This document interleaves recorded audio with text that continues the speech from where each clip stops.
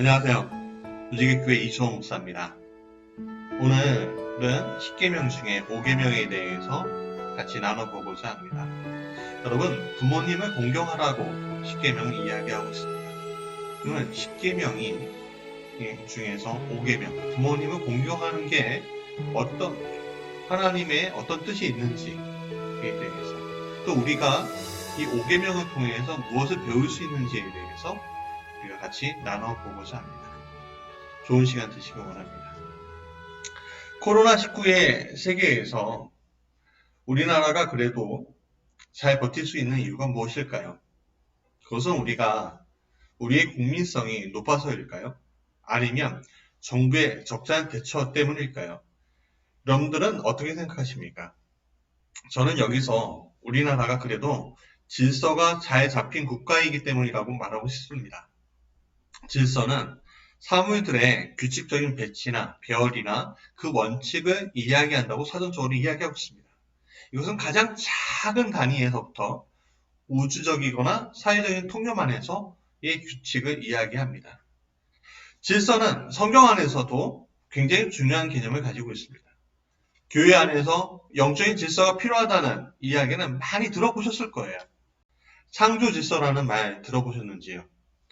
신학적인 입장에서는 우주의 질서를 하나님께서 정하고 계신다고 말하고 있습니다. 질서란 말은 여러분에게 던지면 어떤 이미지가 떠오르십니까? 안정적인, 안전한 이런 단어가 떠오르시나요? 아니면 딱딱하고 융통성 없는 이런 단어가 떠오르시나요? 질서의 반대말은 혼란이라고도 합니다. 혼란은 일들이 갈피를 못 잡고 뒤섞여서 어지러울 때 나타나는 단어입니다. 이 혼란에 대해서 여러분이 떠오르는 이미지는 또 어떤 것이 있겠습니까? 긍정적인 단어보다는 부정적인 단어들이 떠오르는 게 대부분일 것입니다. 질서와 혼란 중에 선택하라고 하면 많은 분들이 질서를 선택하게 될 것입니다. 그러나 질문을 하나 던져보겠습니다. 얼마 전까지 미디어에 노출된 국제 이슈 중에 시리아 문제가 있었습니다. 10년 동안 국민들이 민주정부를 원해서 시민혁명을 하려고 했었지만 독재정부의 완강한 저항에다가 IS의 침투로 인해서 시리아라는 나라 자체가 완전히 망가졌습니다. 수많은 시민들이 희생당했고 전 국토가 파괴당하고 말았습니다. 지금도 이것은 현재 진행형입니다. 그렇다면 여기서 우리는 질문할 수 있습니다. 민주화보다는 독재가 더 나은 것이 아닌가? 자유보다는 그래도 질서가 잡힌 억압이 더 좋은 것이 아닌가? 예를 들어 중국의 경우를 생각해 봅시다. 중국의 공산당 독재 정부는 경제는 시장 경제에 맡기지만 정치는 공산당이 독재합니다. 사회가 안정이 되고 경제는 발전하지만 오히려 불합리가 판을 치고 있습니다. 그렇다면 이것이 옳은 것인가? 가정에서도 마찬가지입니다. 가부장적이면서 폭력적인 아버지 밑에서 기회에 죽으며 때로는 폭력에 시달리지만 없는 것 없이 살아가는 가정이 더 나은 것인가? 비록 가정 형편이 어렵지만 자유로운 의사표현이 가능한 곳에서 자녀가 자라나는 것이 더 좋은가? 이런 문제는 사회나 직장에서 흔히 일어나는 문제입니다. 10계명 중 5계명은 이러한 문제에 대해서 우리에게 해결책을 제시해주고 있습니다. 바로 하나님이 원하시는 질서가 무엇인가에 대한 이야기입니다. 사람이 태어나서 가장 첫 번째 경험하는 질서가 바로 부모와 자식 간의 질서입니다.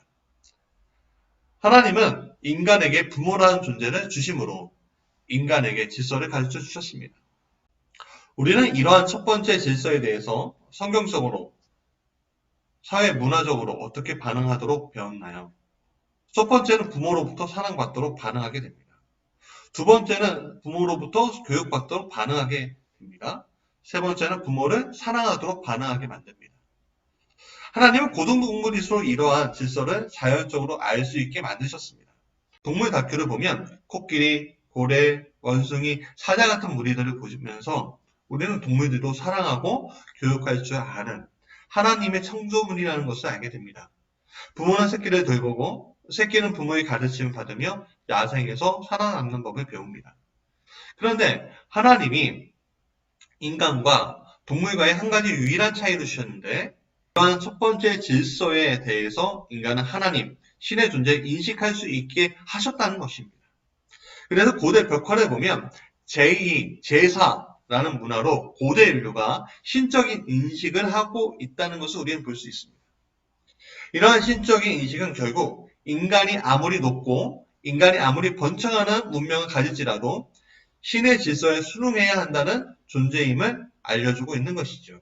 성경을 통해서 인간이 하나님의 질서에 도전할 때 무서운 재앙을 경험하는 것을 알 수 있습니다. 성경에서 그것을 노아의 홍수 사건, 바벨탑 사건, 소돔과 고모라 사건 등으로 보여주고 있는 것이죠. 이것을 통해서 성경은 인간이 하나님의 질서를 무너뜨리고 도전하는 것에 얼마나 무서운 일을 초래하게 하는지 알려주고 있는 겁니다. 오늘날에도 마찬가지죠. 우리는 기후변화, 코로나19라는 전 지구적인 위기 앞에 있지요. 우리는 지난 200년 동안 급속하게 놀라운 변화를 이루었지만 그것에 대한 반대급부로 멸망이라는 단어를 선택하게끔 인도를 받고 있습니다. 이와 같이 질서가 무너지면 모든 것이 무너지게 되는 것을 우리는 볼 수 있습니다. 그렇기 때문에 우리는 가장 기초적인 질서에 대한 문제를 해결함으로 인간이 가진 모든 질서에 대한 근본적인 문제를 해결하고 가장 중요한 하나님과 인간 사이의 질서를 어떻게 구성해야 하는지에 대해서 배울 수 있게 되는 것입니다. 또 거꾸로 하나님과 인간 사이의 질서를 잘 구현할 때 인간관계 안에서의 질서를 잘 구현할 수 있음을 보여주고 있는 것입니다. 5계명을 잘 설명하는 것 중에 잠언 1장 7절부터 8절까지 있는 말씀이 있습니다. 아들아, 내 아비의 훈계를 들으며 내 어미의 법을 떠나지 말라. 이는 내 머리에 아름다운 관이요 내 목에 금사슬이니라. 먼저 성경은 아버지의 훈계와 어머니의 법을 떠나지 말 것을 이야기하고 있습니다. 여기서 훈계란 원어적 의미로 강하게 타이르는 것을 뜻합니다. 예를 들어서라도 강하게 교육시키는 것을 이야기하는 것이죠. 또한 어미의 법은 율법을 이야기합니다. 즉 오늘 우리의 눈높이로는 맞지는 않지만 자녀를 교육시킬 때 기준을 두고 엄하게 키울 것을 말하고 있는 것입니다. 그런데 우리는 이러한 의문을 표현할 수 있습니다. 부모의 말이면 무조건 따라야 하는가? 다시 우리 잠언 1장 7절부터 8절까지 한번 보시죠. 이 본문의 권면자는 부모가 아닌 누구를 이야기하고 있습니까? 아들아 라고 부르는 것을 볼 수가 있습니다.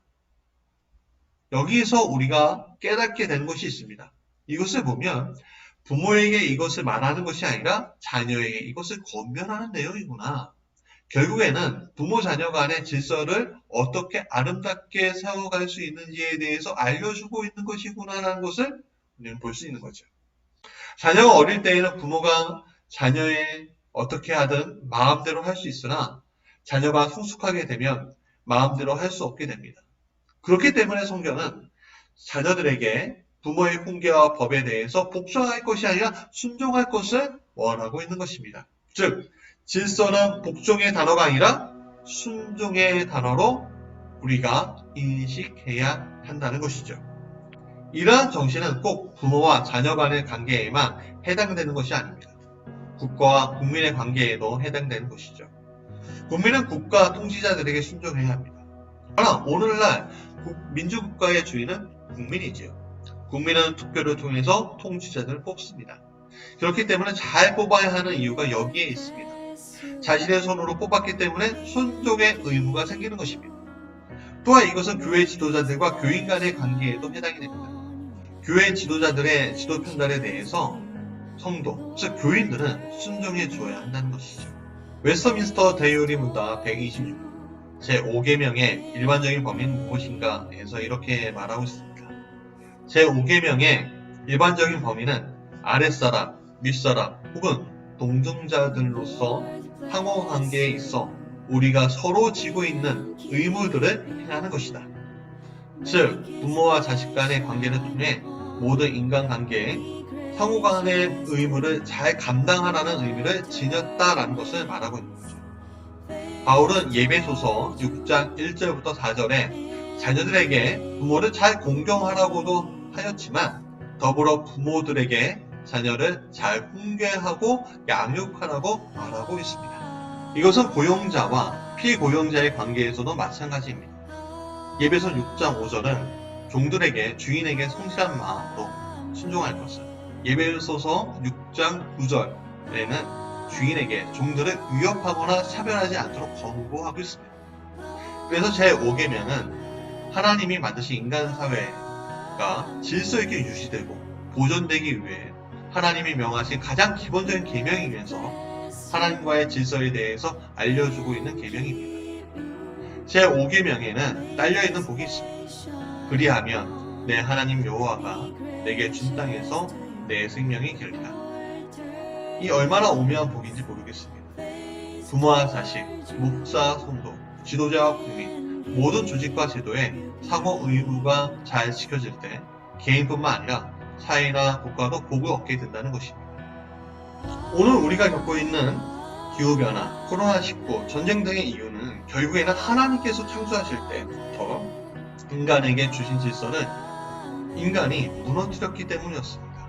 질서가 무너지니 결국에는 인간의 생명줄이 짧아지게 되는 것을 오늘 우리가 보고 있는 것입니다.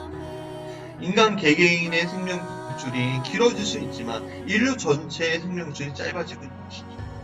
그렇기 때문에 우리는 순종을 통한 질서를 회복함으로써 내 하나님 여호와가 내게 준 땅에서 내 생명이 길리라 라는 복을 받아야 할 것입니다. 제5계명은 그래서 질서에 대해서 이야기해 주고 있는 것입니다. 질서는 뭐다?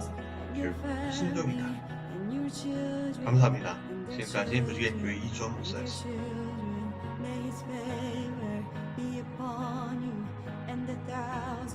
generations and your family and your children and their children and their children.